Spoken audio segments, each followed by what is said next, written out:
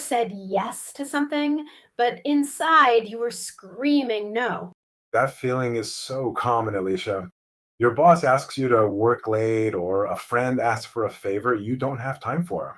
It can be really uncomfortable. Exactly. You want to be nice, you want to be helpful, but you also feel stressed or overwhelmed. Well, you've come to the right place. Welcome to English Audio Lab. I'm Trevor. And I'm Alicia. We're here to help you improve your listening, speaking, and confidence in real life English. Today's topic is something we all need: how to politely say no in English without feeling guilty. This is such an important skill for work, for friendships, for everything. It is. And stick with us because later in the episode, we will practice these phrases together so you can use them in your own life. And if you're ready to build your English confidence, make sure you subscribe to English Audio Lab so you never miss a lesson. Okay, so let's start with a story. Trevor, can you set the scene for us? Of course. Imagine a woman named Maya. Maya is a graphic designer, and she's very good at her job. She's helpful and always does great work. Okay, I can picture Maya. It's Friday at 4:30 p.m. She's getting ready to leave because she has plans to meet her friends. She's excited. Her boss comes to her desk. Oh no, I think I know where this is going. Her boss says he needs help with an urgent report. He asks if she can stay late to finish it. Inside, Maya feels panic. She wants to go see her friends, but she also doesn't want to disappoint her boss. So, what does she do? She says, yes, of course. She misses her plans, works late, and feels tired and resentful. Poor Maya. I think many of us have been Maya before. So, let's listen to that short conversation between her and her boss. Trevor, you can be the boss. All right, and Alicia, you'll be Maya.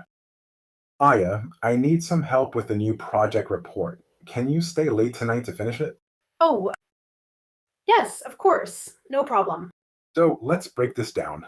Alicia, what was the problem with Maya's answer? Well, she said yes when she meant no. Shows she was hesitant. She wasn't happy about it. Exactly. She wasn't being honest with herself or her boss. So what could she say instead? The goal is to be polite, but also clear and firm. Okay, so how can she do that? A great technique is to use a positive phrase first, then the word but, and then your reason. For example, I'd love to help, but I have a commitment this evening. Oh, I like that. I'd love to help. Sounds really positive and willing. It does. It shows you are a helpful person, but you just can't at this moment. Notice the reason is simple. I have a commitment. You don't need to give a long, detailed story. Right, a simple reason is enough. What's another option? You can be more direct, but still polite. You could say, unfortunately, I'm not able to stay late tonight. Unfortunately, that word makes it sound softer, more polite. Yes, it shows you wish the situation were different. Now, a common mistake learners make is the structure. Sometimes they might say, I am no able. Oh, right, so it should be I'm not able. That's it. Perfect. I am not able or I'm not able. So we have two great phrases. Let's practice them. Okay, time to practice. To everyone listening, please repeat after me. We'll start slow, then say it at a natural, conversational speed. Ready? Let's try the first one. I'd love to help, but I have a commitment. I'd love to help, but I have a commitment. Great. Now let's say it at a natural, conversational speed. I'd love to help, but I have a commitment. I'd love to help, but I have a commitment. It feels much more confident. It does. Okay, let's try the second phrase. Slowly first. Unfortunately, I'm not able to stay late tonight. Unfortunately, I'm not able to stay late tonight. Excellent. And now at a natural speed. Unfortunately, I'm not able to stay late tonight. Unfortunately, I'm not able to stay late tonight. Fantastic. Listeners, feel free to pause the audio and repeat these a few more times. Practice helps build muscle memory for speaking. Okay, so the work example is very clear. But what about a different situation? Maybe something more personal. Good question. Let's think of another scenario. Imagine a friend asks you to help them move to a new apartment next Saturday. but you already have plans. This is a classic one. It's hard to say no to a friend. It is. In this case, you can also offer an alternative. This shows you still want to help. For example, you could say, "Oh, I'm not available on Saturday, but I'm free Sunday morning for a couple of hours. Could that work?" That's a brilliant strategy. You say no to the original request, but you say yes to helping in a different way. It shows you care. Exactly. You're not just closing the door, you're opening another one. This is the kind of real life English we teach here at English Audio Lab. If you're learning with us, this is a great time to hit that subscribe button so you don't miss our next lesson. All right, are you ready for some real speaking practice? Now it's your turn to talk. Don't be shy, we're here with you. Okay, I'm going to be your boss again. I will ask you to do something, and I want you to say no politely. Use one of the phrases we learned today. Ready? Hi there. I know you're busy, but could you also take care of the weekly sales report? Your coworker is on vacation. How did you do? You could have said something like, I'd love to help, but my schedule is full this week. I can't add another task. That's a perfect response. Clear, polite, and honest. Okay, let's try one more. I'll be your friend. Hey, can I borrow your car this weekend? I need to pick someone up from the airport. That's a tricky one. A good answer might be, oh, unfortunately, I can't this weekend. I need it myself. I hope you find another way. Great job, everyone. The more you practice, the more natural it will feel.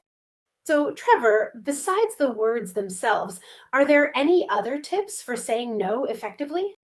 Yes, two very important things: your tone of voice and your body language. How you say it. Right. When you say no, keep your tone of voice warm and friendly. Don't sound angry or defensive. A calm, confident voice makes your no easier to accept. You can even smile a little to show there's no hard feelings. That makes sense. It shows that you're rejecting the request, not the person. Precisely. And here's another tip: keep it simple. As we said before, you don't need to give a long list of excuses. A simple, honest reason is more powerful. I think people are often afraid of the other person's reactions, so they talk too much. That's true, but being direct and kind is the best approach. It shows that you respect your own time, and that teaches others to respect it too. You know, Trevor, something else to consider is how culture plays a role in this. In some cultures, saying no directly is considered very rude. That's an excellent point. In many parts of Asia, for example, people might say something like, "I'll see what I can do," which is a softer way of saying no. It's less direct. In American or German culture, being direct is often seen as being more honest and efficient. So, for our listeners, it's a good idea to be aware of these cultural differences. Wow, we've covered a lot today. Should we do a quick summary? Let's do it. First, we learned that it is okay to say no. It's important for your well being. Right. And we learned some key phrases to do it politely, like, I'd love to help, but, and unfortunately, I'm not able to. We also talked about offering an alternative, which is a great way to maintain a good relationship with a friend or colleague. And finally, remember to use a warm tone and keep your reasons simple and clear. That's so true. It's really helpful to know that what is polite in one country might be different in another. But, you know, regardless of culture, there's one feeling that I think is universal: the feeling of guilt after you say no. Can we talk about that for a moment? Alicia, how do you feel about saying no now? Of course, that feeling of guilt is powerful. It often comes from a good place. We want to be kind and helpful, but we have to remember that our well being is also important. It's like on an airplane. They tell you to put on your own oxygen mask before helping others. You can't pour from an empty cup. Honestly, I feel much more prepared. It's like having a new tool in my communication toolbox. I feel more confident knowing exactly what to say. That's a great analogy. The oxygen mask. It's so true. I remember one time a friend asked me to help with a big project, and I said yes, even though I was already working 60-hour weeks. I was so stressed, and I ended up doing a bad job on my friend's project, and my own work suffered. I felt so guilty for saying no, but in the end, I felt even more guilty for doing a poor job. That's the goal. And to everyone listening, we hope you feel that way too. Remember that learning a language is a journey, not a race. Every conversation, every new phrase you learn is a victory. That's a powerful story, Alicia. It perfectly illustrates how saying yes to please others can lead to more problems. So, for everyone listening, here's a practical tip. When you say no and that feeling of guilt appears, take a moment to reframe the situation. Instead of thinking, I'm letting them down, think, I'm taking care of my own needs so I can be a better friend, colleague, or partner in the long run. You are improving every day. You're doing a fantastic job just by being here and practicing with us. Keep listening, keep speaking, and keep building your confidence. And if you enjoyed this lesson, please subscribe to English Audio Lab. We would love to see you in the next episode.